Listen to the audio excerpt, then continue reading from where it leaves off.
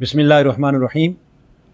मुअज़्ज़ज़ नाज़रीन व सामीन, अल्लाह रब्बुल इज़्ज़त की तौफ़ीक़ और हुज़ूर अलैहिस्सलाम के नालैन पाक के तसद्दुक़ से ऑनलाइन मसाइल शरिया की इस नशिस्त में आज हम चंद उन सूरतों का ज़िक्र करेंगे कि जिनमें रमज़ान का रोज़ा अफ्तार करने के बाद सिर्फ़ क़ज़ा लाज़िम आती है, कफ़ारा लाज़िम नहीं आता। वो सूरतें क्या हैं?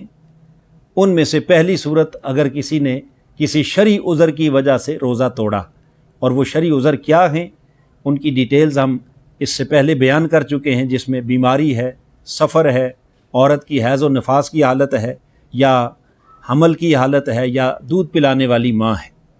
तो ये तमाम शरई उज़र हैं, इनकी वजह से अगर किसी ने रोज़ा तोड़ दिया तो वो उस रोज़े की सिर्फ़ क़ज़ा करेगा, उसके ऊपर कफ़ारा लाजिम नहीं होगा।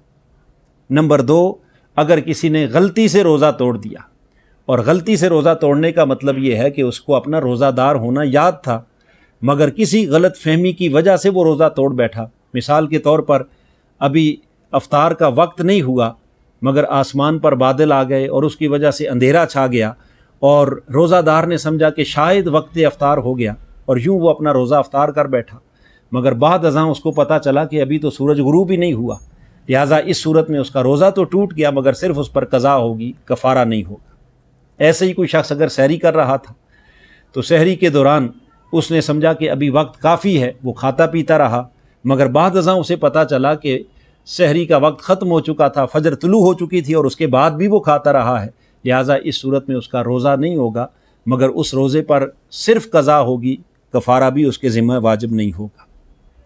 इसी तरह नंबर 3, तीसरी चीज़ जिसकी वजह से सिर्फ़ क़ज़ा होती है, कफ़ारा नहीं, वो ये है कि अगर किसी ने किसी का रोज़ा जबरन तोड़वा दिया, गन पॉइंट के ऊपर अगर किसी ने, और जबरन से मुराद यानी जहाँ किसी की जान को ख़तरा था, मिसाल के तौर पर गन पॉइंट पे अगर किसी ने किसी को ज़बरदस्ती खाने पीने पर मजबूर किया और उसने रोज़ा तोड़ दिया, तो ऐसी सूरत में भी उस पर सिर्फ़ क़ज़ा होगी, कफ़ारा नहीं। ऐसे ही किसी औरत का अगर रोज़ा था और उसके साथ किसी ने कोई जबरी ज़्यादती की जिसकी वजह से उसका रोज़ा टूट गया, तो इस सूरत में भी उस पर सिर्फ़ उस रोज़े की क़ज़ा होगी, उस रोज़े का कफ़ारा नहीं होगा। और चौथी और आखिरी सूरत जिसमें सिर्फ़ क़ज़ा वाजिब होती है, वो ये है कि रोज़ादार ने किसी ऐसी चीज़ से रोज़ा तोड़ा जो बिल उमूम खाने पीने और ग़ज़ा में शामिल नहीं होती।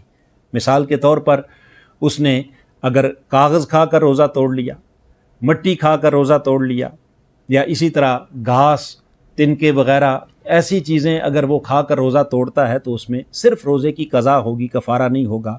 लेकिन अगर खाने पीने की जो एक्चुअल चीज़ें हैं, मिसाल के तौर पर रोटी खाई, पानी पिया, शरबत पिया, जूस पिया, फल खाया, तो इन तमाम चीज़ों को खाकर अगर वो अमदन रोज़ा तोड़ेगा तो उस पर सिर्फ़ क़ज़ा नहीं होगी, बल्कि उसके साथ कफ़ारा भी होगा। मज़ीद किन किन चीज़ों से कफ़ारा लाजिम आता है, उसका ज़िक्र इंशाअल्लाह हम अगली नशिस्त में करेंगे। अल्लाह रब्बुल इज़्ज़त हमें तौफ़ीक़ अमल अता फ़रमाए। आमीन। वमा अलैना इल्लल बलाग़।